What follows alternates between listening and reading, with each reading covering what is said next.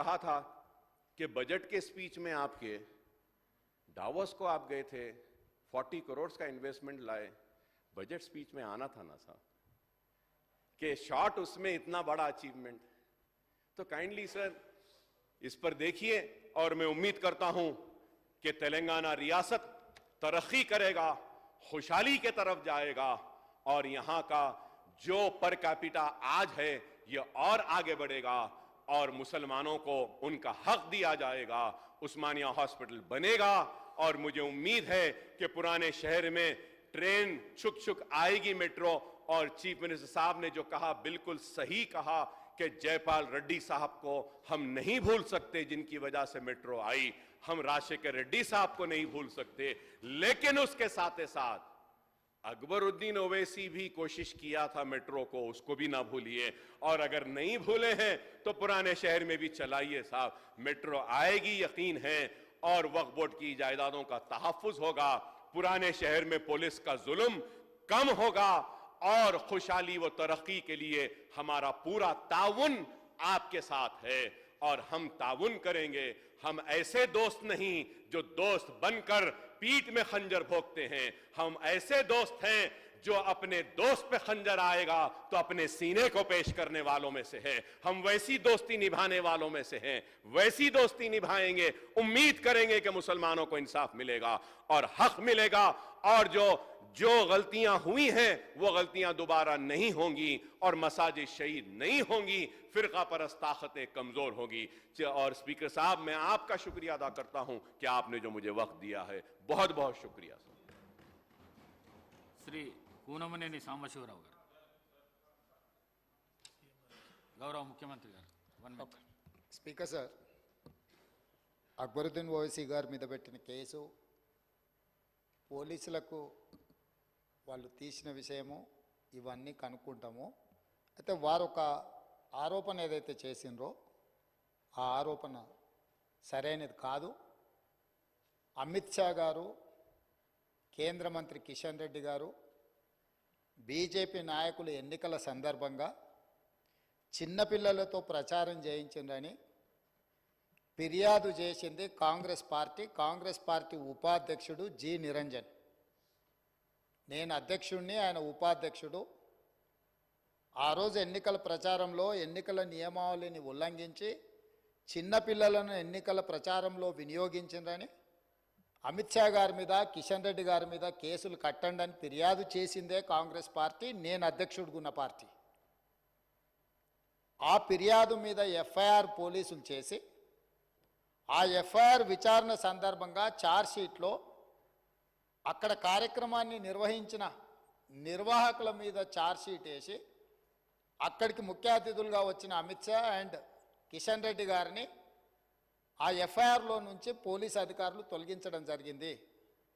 తక్షణమే కాంగ్రెస్ పార్టీ తొలగించిన అధికారులకు వ్యతిరేకంగా కోర్టులో ఫైల్ చేసి కంప్లీట్గా వారిని కూడా ఇందులో కొనసాగించాల్సిందే, వారిని ఛార్జ్షీట్లో తొలగించడానికి వీల్లేదు అని కాంగ్రెస్ పార్టీ న్యాయ పోరాటం మొదలుపెట్టింది. కాబట్టి ఇక్కడ నరేంద్ర మోడీ గారు ఈ దేశానికి ప్రధానమంత్రి. నేను మళ్ళీ చెప్తున్నా, ఈ రాష్ట్రాల ముఖ్యమంత్రులకు ఈ దేశ ప్రధానమంత్రి పెద్దన్న లాంటి వాడు.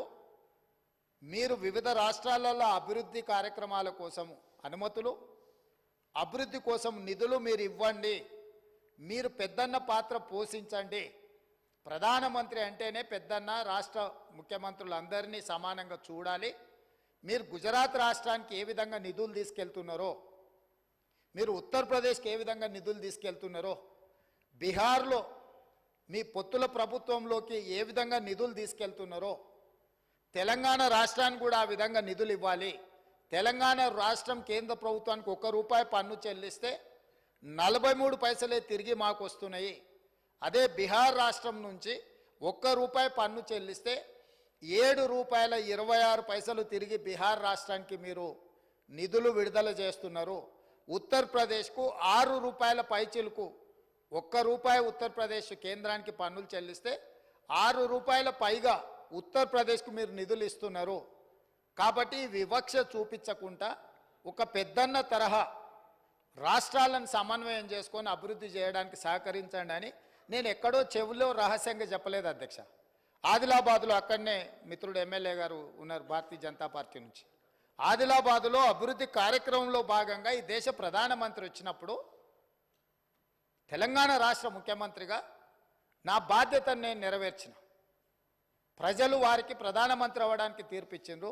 ప్రజలు నాకు తెలంగాణ రాష్ట్రానికి ముఖ్యమంత్రిగా అవ్వడానికి అవకాశం ఇచ్చిండ్రు.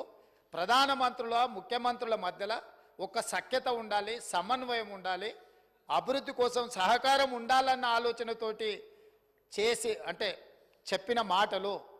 నేను నరేంద్ర మోడీ గారిని ఏం పొగిడినా నాకేం వార్డు మెంబర్ బీఫామ్ కూడా రాదు అధ్యక్ష. ఈరోజు తెలంగాణ ప్రజలు, కాంగ్రెస్ పార్టీ, మల్లికార్జున్ ఖర్గే గారు, శ్రీమతి సోనియా గాంధీ గారు, రాహుల్ గాంధీ గారు, మా 65 మంది శాసనసభ్యులు అనుకోబట్టి నేను ముఖ్యమంత్రిగా ఉన్నా. నేను రాజకీయ ప్రయోజనం కోసం నరేంద్ర మోడీ గారిని పెద్దన్న అనలేదు. రాష్ట్ర ప్రయోజనాల కోసం వారికి గుర్తు చేసిన మీరు పెద్దన్నగా బాధ్యత వహించండి అని. అందుకే మీ ద్వారా अकबर भाई आपको मैं ये गुजारिश कहना चाहता हूं, जो अमित शाह के खिलाफ, किशन रेड्डी के खिलाफ दरखास्त किया कांग्रेस पार्टी ने, हमारे उपाध्यक्ष जी निरंजन ने पुलिस स्टेशन में दरखास्त किए कि छोटे बच्चों को चुनाव में इस्तेमाल किए, उनके खिलाफ कार्रवाई शुरू करो बोल के हम लोग ने दरखास्त किए. वही दरखास्त के ऊपर FIR हुआ, अमित शाह और किशन रेड्डी जी को अक्यूज्ड बनाए. बाद में पुलिस इंक्वायरी में जो वहां पर कार्यक्रम लिए उन लोगों को अक्यूज्ड बनाए, इन लोगों को उसमें से निकाले. तो हमारा पार्टी अमित शाह के खिलाफ, किशन रेड्डी के खिलाफ अब कोर्ट में हम कार्रवाई शुरू किए. तो इसीलिए हम लोग नहीं निकाले. जो पुलिस ऑफिसर्स जो चार्जशीट में निकाले, हम वो चार्जशीट के खिलाफ हम भी दरवाजा खटखटा रहे. तो इसीलिए ये जो आपको जो गलत फहमी हुआ वो गलत फहमी दूर कर दो. हम बड़े भाई कहा बोले तो राज को कुछ पैसे लाने के लिए कुछ परमिशन मूसी जो आपके अपना जो ओरिजिनल सिटी है उसको अच्छा तरक्की में ले जाने के लिए हम लोग को पूछे थे, मगर उससे बगल और कुछ नहीं है. तो इसीलिए हम लोग नीति से हम लोग चुनाव लड़ेंगे और आगे तेलंगाना को तरक्की करने के लिए हम लोग कोशिश करेंगे. अकबर साहब. ऑनरेबल स्पीकर सर, मैं यही बात कहना चाह रहा हूं, उन्होंने तो आपको सौतेला भाई समझ लिया है और सीएम साहब अभी पूरा बयान करे कि किस तरीके से मेट्रो आएगी, स्टेट गवर्नमेंट का शेयर, गवर्नमेंट ऑफ इंडिया का शेयर, सब 2 दिन पहले गवर्नमेंट ऑफ इंडिया क्या दे रही है, क्या नहीं दे रही है, उस पर बहस, रेजोल्यूशन. यही बोलते हुए बैठ जाऊंगा. क्या आपको यकीन है कि mister Modi Hyderabad metro train के लिए देंगे पैसा? तो मैं आपसे करूंगा कि सर, मैं आपके जरिए आपसे कहूंगा कि अगर वो देते हैं तो बहुत अच्छा है, वो हमारा हक है, एहसान नहीं कर रहे हैं. लेकिन अगर नहीं भी देते हैं तब भी हम पुराने शहर में मेट्रो ट्रेन को चलाएंगे. मैं ये सुनना चाहता हूं आपसे. गौरव मुख्यमंत्री. మళ్ళీ నేను వారికి మాట ఇవ్వదలుచుకున్నా. ఫెడరల్ సిస్టంలో యూనియన్ ఆఫ్ స్టేట్స్ ఉన్నప్పుడు కేంద్ర ప్రభుత్వాన్ని నుంచి మనం రాబట్టుకోవాల్సిన నిధులు రాబట్టుకోవాల్సిందే, చేయాల్సిన ప్రయత్నాలు పూర్తిగా చేయాల్సిందే. వాళ్ళు ఇవ్వనంత మాత్రాన రాష్ట్ర అభివృద్ధి ఆగదు. చాలా financial institutions very less rate of ఇంట్రెస్ట్లో మనకు లోన్లు ఇవ్వడానికి సిద్ధంగా ఉన్నారు. PPP మోడల్ నుంచి చేయడానికి ప్రైవేట్ ప్లేయర్స్ కూడా రెడీగా ఉన్నారు. కాబట్టి ఒకవేళ వాళ్ళు ఇచ్చినా ఇవ్వకపోయినా నేను వారికి మాట ఇస్తున్నా, ఖచ్చితంగా వచ్చే 2029 ఎన్నికల లోపల ఓల్డ్ సిటీకి మెట్రో రైల్ నిర్మించి అదే మెట్రో రైల్లో ఎట్లయితే లండన్లో థేమ్ రివర్ను చూడడానికి డెవలప్మెంట్ కోసం అక్బరుద్దీన్ ఓవైసీ గారితో కలిసిపోయి చూసి